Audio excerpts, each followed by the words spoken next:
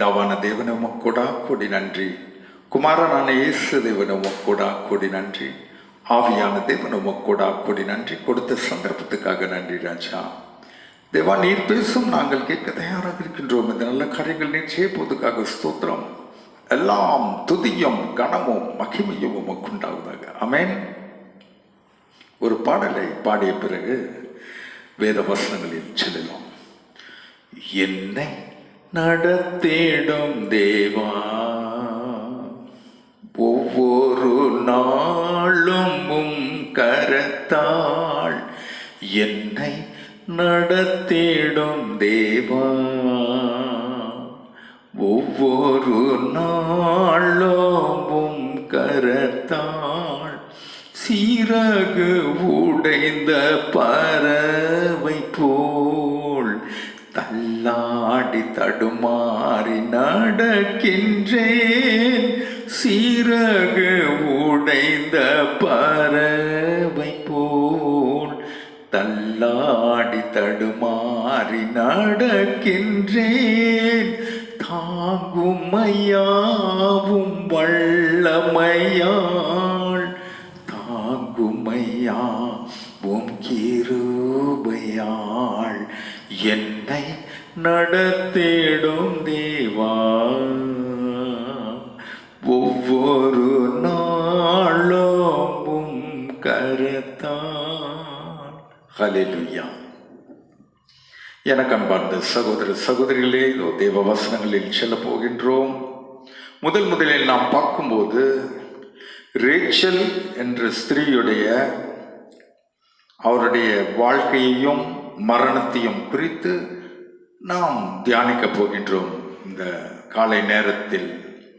My dear brothers and sisters in Jesus Christ, we are going to concentrate about the life and the death of Rachel from the scripture today, this morning.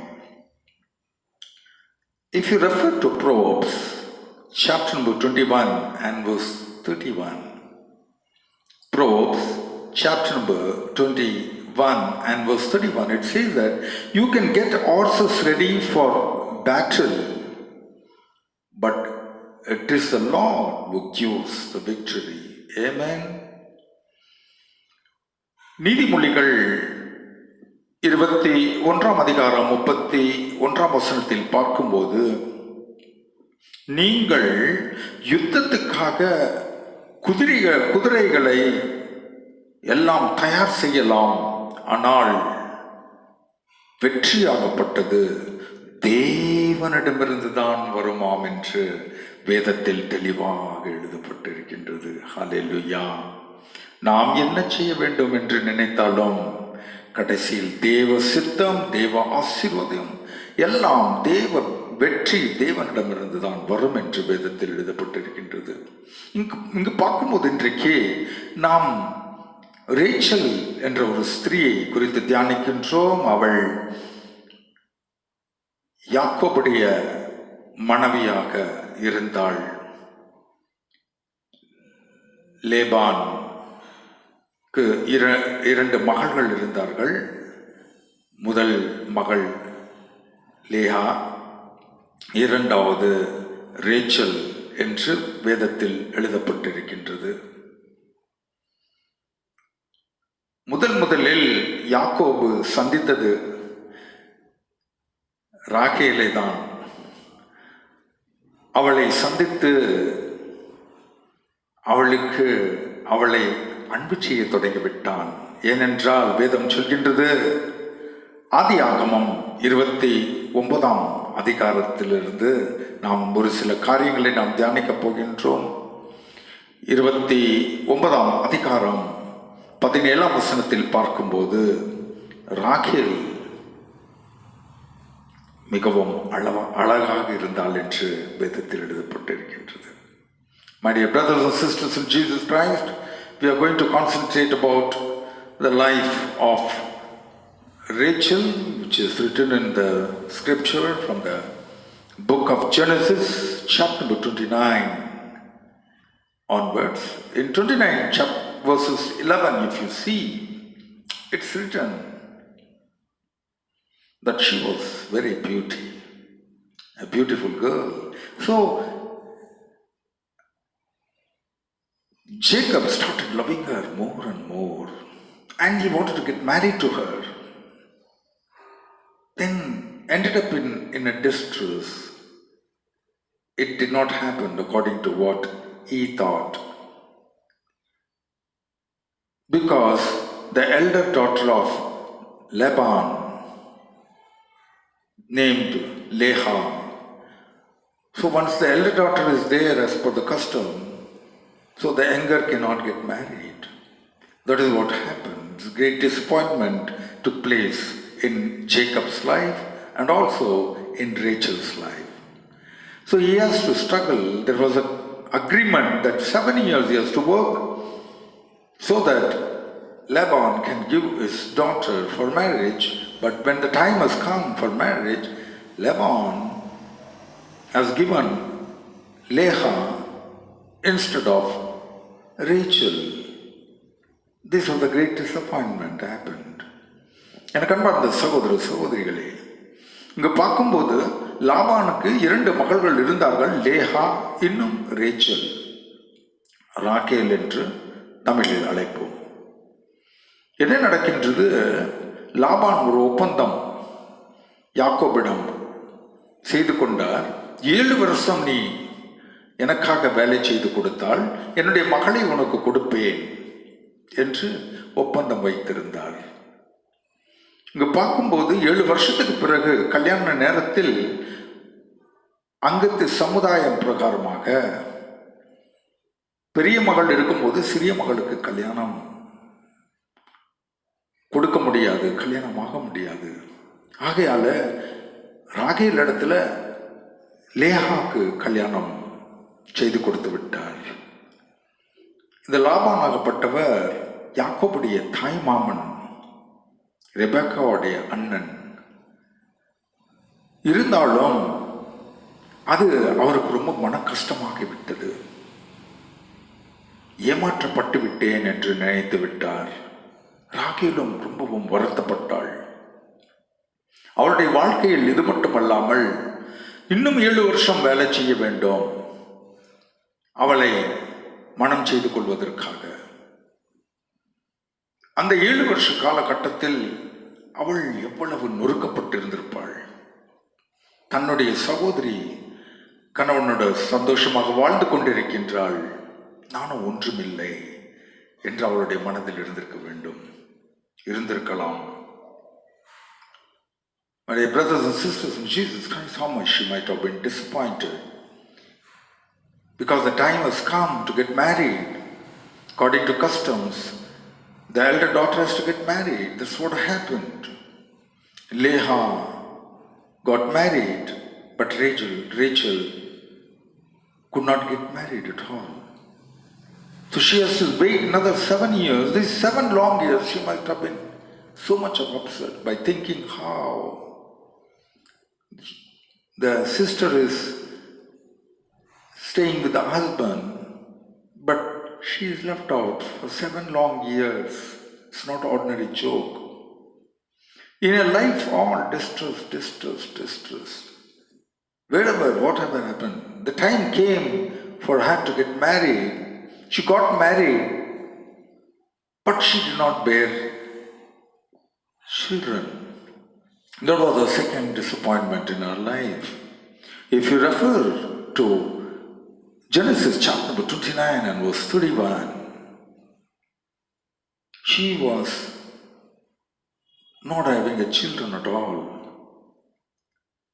எனக்கு அன்பார்ந்த சகோதர சகோதரிகளே, கல்யாணம் நடந்தது, ஆனால் மறுபடியும் அவளுடைய வாழ்க்கையில் சோகம், துக்கம். ஏனென்றால் வேதம் சொல்கின்றது, ஆதியாகமம் 29 அதிகாரம் 31 வசனத்தில் பார்க்கும்போது, குழந்தை இல்லை, அவள் கல்யாணமான பிறகும் குழந்தை பெறவில்லை. ஆகையால ஆதியாகமம் 30 அதிகாரம் 1 வசனத்தில், எனக்கு குழந்தை பிறக்காவிட்டால் நான் மரித்து விடுவேன் என்று அவள் கவலையோடு வருத்தப்பட்டு தன்னுடைய கணவனிடம் சொல்கின்றாள். That's why according to Genesis chapter number 31 and verses 1, chapter number 30 and verse 1, she has told her husband that if I don't get children, I may die. So much of distress. Then the Bible says, according to chapter number 30 and verses 22, God heard her prayer and gave a child. According to Genesis chapter number 30 and verse 24, the child was named as Joseph. எனக்கு அன்பார்ந்த சகோதர சகோதரிகளை, குழந்தை பாக்கியம் இல்லாமல் இருந்தாலும் வேதம் சொல்கின்றது, அவள் தேவனிடம் ஜெபம் செய்த பிறகு தேவன் அவளுடைய ஜெபத்தை கேட்டு ஒரு குழந்தையை கொடுத்தார். ஆதியாகமம் 30ஆம் அதிகாரம் 22ஆம் வசனத்தில் ஜெபம் கேட்கப்பட்டது. 24ஆம் வசனத்தில் ஒரு குழந்தையை பெற்றெடுக்கின்றாள். அந்த குழந்தைக்கு பெயர் யோசேப் என்று வைக்கப்பட்டது. ஹல்லேலூயா. ஆனால் நாள் வந்தது அவருடைய வாழ்க்கையில். 35ஆம் அதிகாரத்தில் பார்க்கும்போது அவள் இரண்டாவது குழந்தைக்கு ரொம்ப வேதனைப்பட்டாள். The Bible says the distress has not yet left her. The Bible says, according to Genesis chapter number 35, verses 16 to 19, for the second child, called as a Benjamin, the child was there in the stomach, but she has to face a lot of labor, pain and the problems. மிகவும் பிரசங்கம் வழி. வேதம் சொல்கின்றது, ஆதியாகமம் 35ஆம் அதிகாரம் 16 19 வசனங்களில் பார்க்கும்போது மிகவும் வலி, பிரசன்ன வேதனை, மரணம் வேதனை அவள் அனுபவித்தாள் என்று வேதம் சொல்கின்றது. ஒரு சில காரியங்களை நாம் தியானிக்க வேண்டும் என்று அன்றைக்கு தேவன் நம்மிடம் பேசுகின்றார். நாள் வந்தது, கடவுள் யாக்கோபிடம் பேசுகின்றார். ஆதியாகமம் 31ஆம் அதிகாரம் 3ஆம் வசனத்தில், யாக்கோபே, நீ எழுந்து தன்னை தான் தயார் செய்து கொள். இதோ எங்கிருந்து நீ வந்தாயோ அதே இடத்துக்கு நீ கிளம்புவதற்கு தயார் செய்து கொள். ஏனென்றால் தேவன் நான் உன்னை ஆசீர்வதிக்க வேண்டும் என்று நினைக்கின்றேன். But the time has come, my brothers and sisters in Jesus Christ, to what happened. If you refer to Genesis chapter 31 and verses 3, God spoke to Jacob. Jacob, rise up and go back to the place from where you have come. I have to bless you. That is the place I am going to bless you. My covenant is going to be established there. Listening to God's word, he is obeyed and started coming back to the same place from where he had gone. எனக்கு அன்பார்ந்த சகோதர சகோதரி, தேவ வசனத்துக்கு அவர் கீழ்ப்படிந்தார். கீழ்ப்படிந்து இதோ அவர் கிளம்பி வந்து கொண்டிருக்கும் போது என்ன நடக்கின்றது? ஒரு காரியத்தை குறித்து நான் உங்களிடம் சொல்ல வேண்டும் என்று நினைக்கின்றேன்.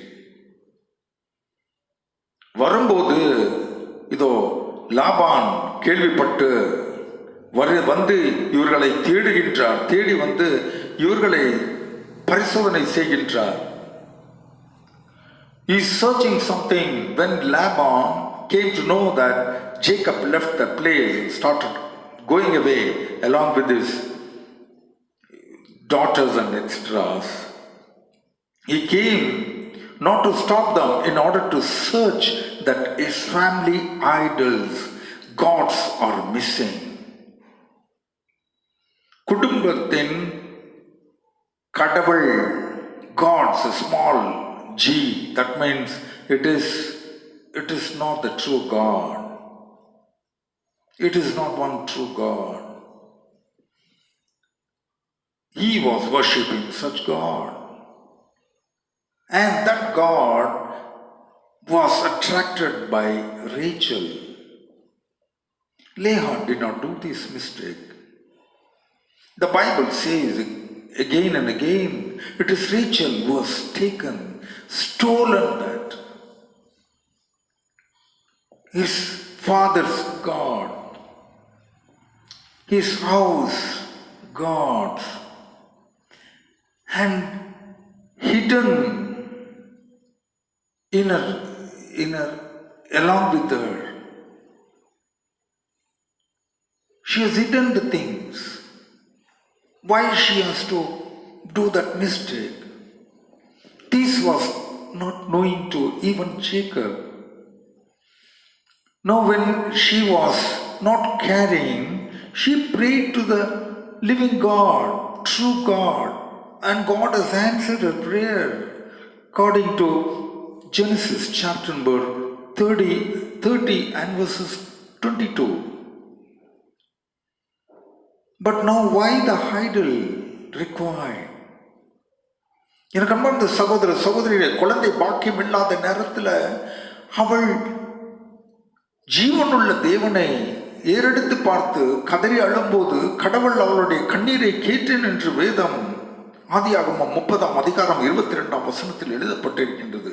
உன்னுடைய ஜெபத்தை கேட்டு நான் உனக்கு கர்ப்பத்தை கொடுத்தேன், குழந்தை பாக்கியத்தை கொடுத்தேன் என்று வேதம் சொல்கின்றது. அப்படி இருக்கும்போது இந்த விக்கிரகங்கள், தகப்பனாருடைய விக்கிரகங்கள், அவர் ஆராதிக்கின்ற தேவனை நீர் ஏன் அதை பார்த்தாய்?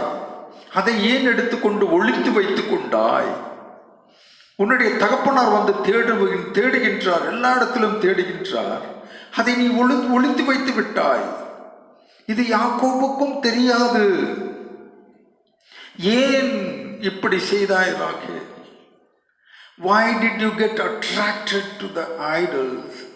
Whereas God has chosen Jacob, and Jacob was instructed by God to go back to the place from where you have come, because his covenant to be fulfilled, his blessing should come back to him from the place where he has come. That is the true God. Jacob was not aware that Rachel has stolen the idols.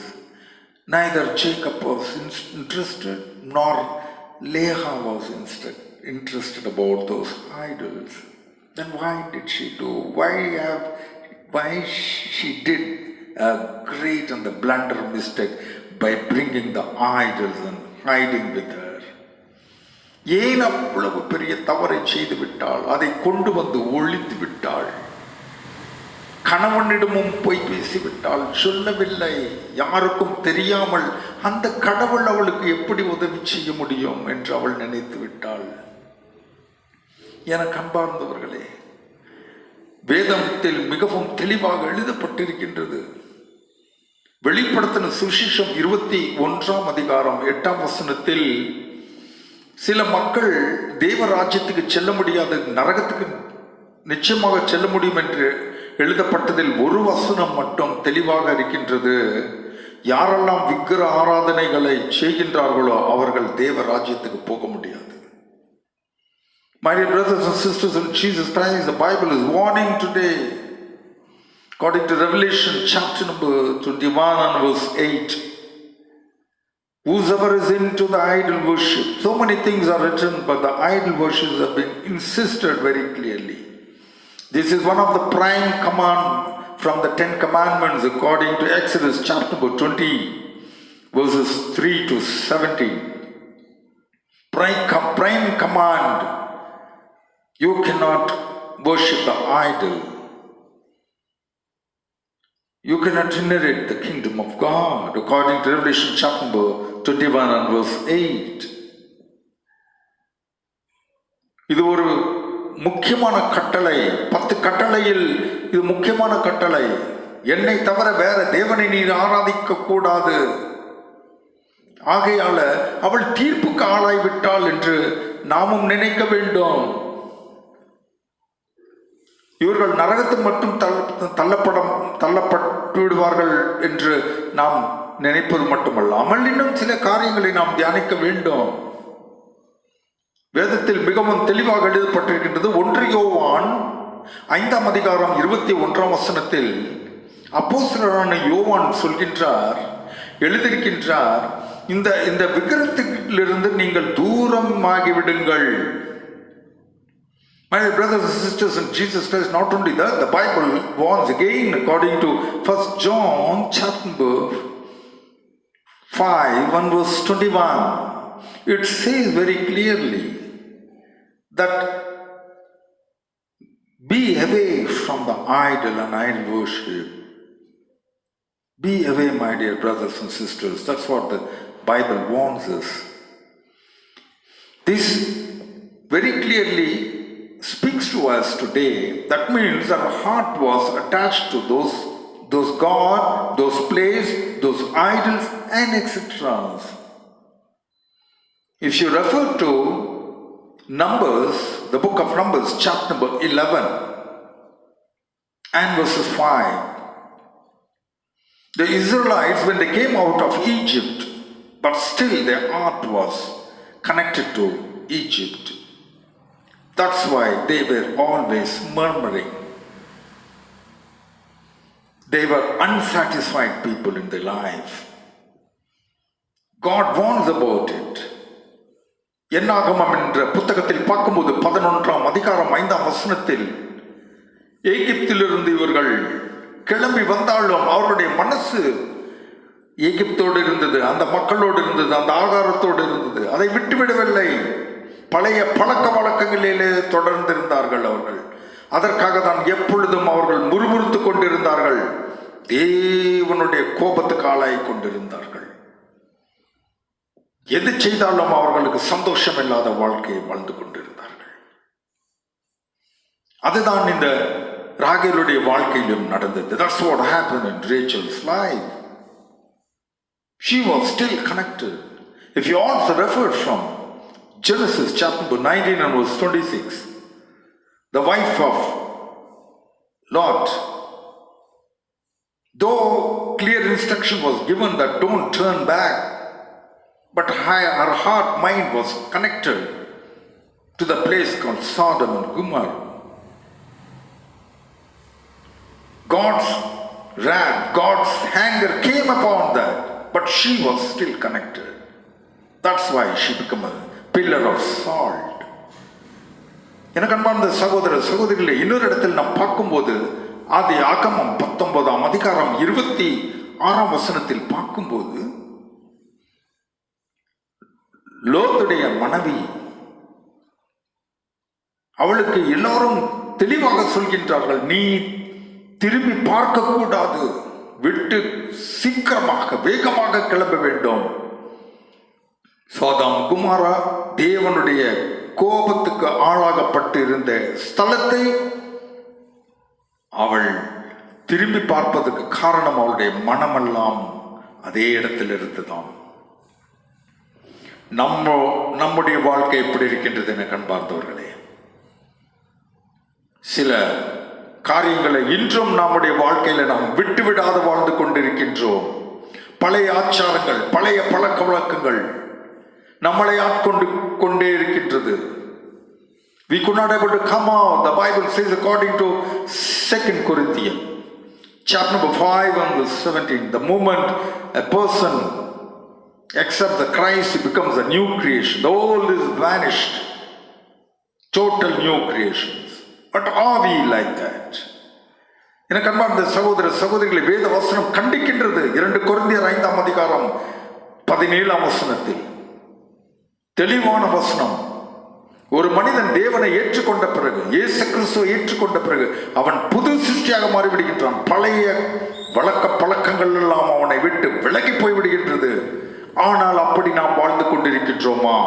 இல்லை இல்லை இல்லை. அதுதான் இந்த ஸ்திரீயிடம் இருந்தது.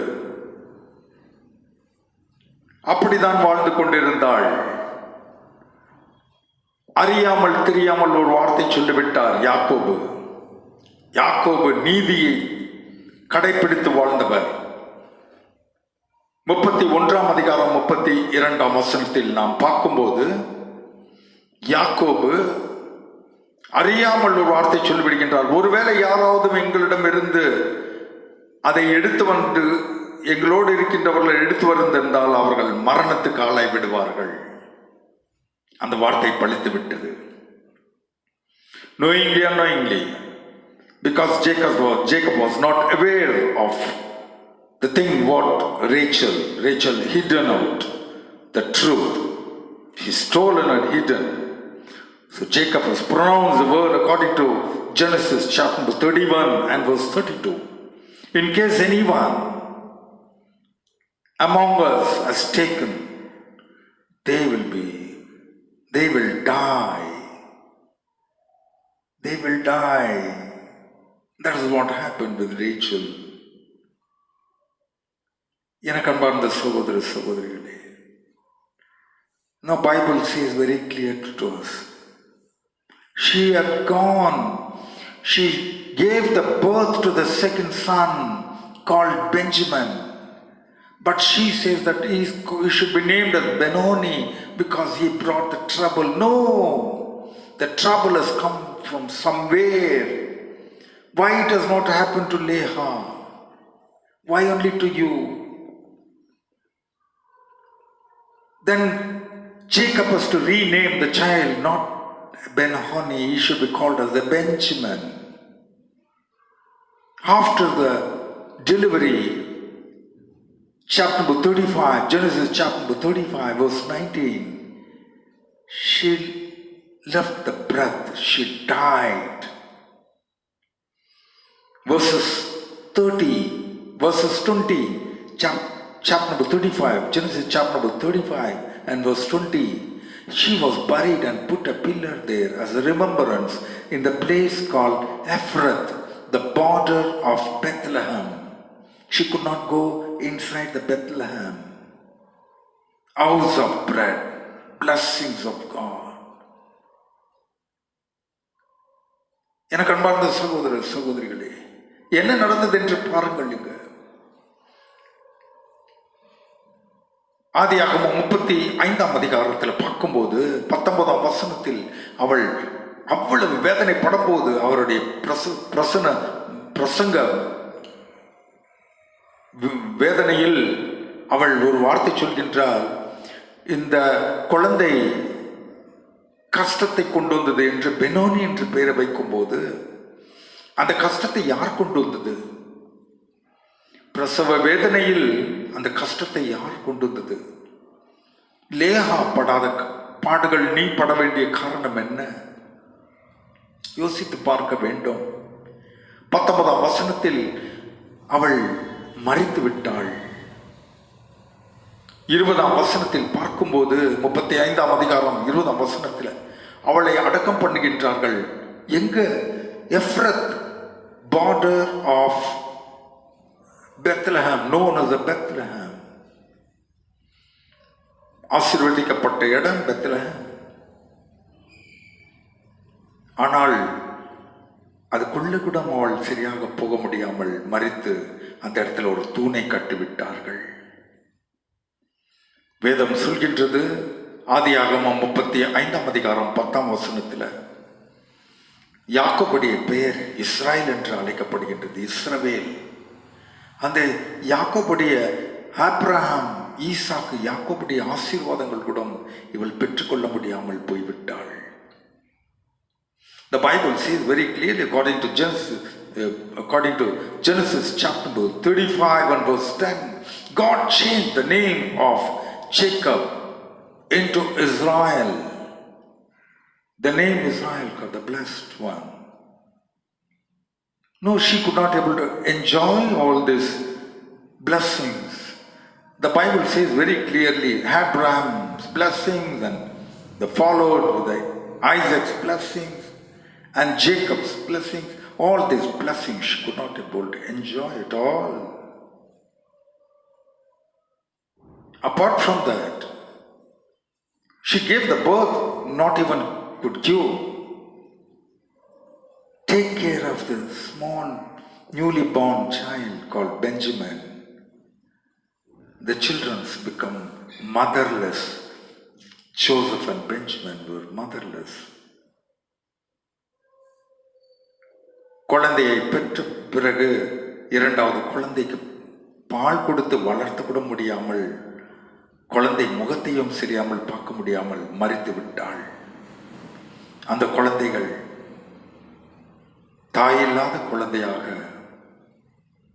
வளர்ந்தது. எனக்கு அன்பார்ந்தவர்களே, யாக்கோபுடைய ஆசீர்வாதங்களாகவோ, ஆபிரகாமுக்கு கொடுத்த வாக்குதானங்கள், ஈசாக்கு கொடுத்த வாக்குதானங்கள், இதையெல்லாம் நீங்கள் பெற்று வாழ வேண்டும் என்றால் வேதம் நம்மிடம் சொல்கின்றது, ஒரே தேவனை நீங்கள் ஆராதிக்க வேண்டும்.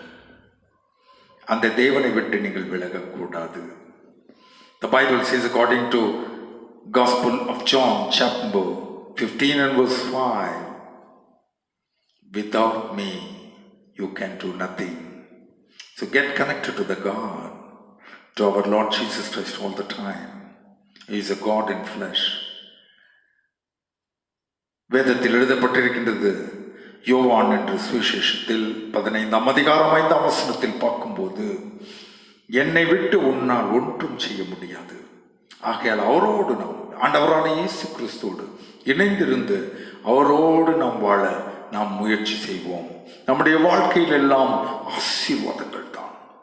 நீங்கள் செய்கின்ற காரியங்கள் எல்லாம் வாய்க்க செய்யும் என்று கடவுள் சொல்கின்றார். ஒருவேளை ஏதாவது தவறுகள் நம்முடைய வாழ்க்கையில் செய்திருந்தால், வேதம் இன்றைக்கு சொல்கின்றது, நீதிமொழிகள் 28ஆம் அதிகாரம் 13ஆம் வசனத்தில், உங்களுடைய பாவங்களை ஒழித்து வைத்துவிட்டு நீங்கள் ஆசீர்வாதமாக இருக்கவே முடியாது. The Bible also condemns us, warns us today, according to Proverbs chapter 28 and verse 13. You cannot get the prosperities, you cannot be blessed by hiding the sins with you. Instead, confess the sin and get saved. ஆனால் நீங்கள் அறிக்கையிட்டு, உங்களுடைய பாவங்களை அறிக்கையிட்டு தேவனுடைய ஆசீர்வாதங்களை பெற்றுக்கொள்ளுங்கள் என்று வேதம் என்று நம்மிடம் பேசுகின்றது. ஹல்லேலூயா. நம்முடைய வாழ்க்கையில் தேவனை நம் முன்வைத்து அந்த தேவனோடு நாம் வாழும்போது நீங்கள் செய்கின்ற காரியங்கள் எல்லாம் வாய்க்க செய்யும் என்று கடவுள் நமக்கு வாக்குதானம் கொடுக்கின்றார். ஸ்தோத்திரம். நன்றி ஆண்டவரே, கொடுத்த அருமையான சந்தர்ப்பத்துக்காக நன்றி ராஜா. எங்க வாழ்க்கையில் உம்மை நாங்கள் கடைபிடிக்க, உம்முடைய ஆசீர்வாதங்களை தவிர வேற எந்த தேவனையும் நாங்கள் ஆராதித்து வாழ எங்களோடு நீரும் எங்களை வழி நடத்தும், ஆசீர்வதியும். நல்ல காரியங்கள் நிச்சயம் போதுக்காக ஸ்தோத்திரம்.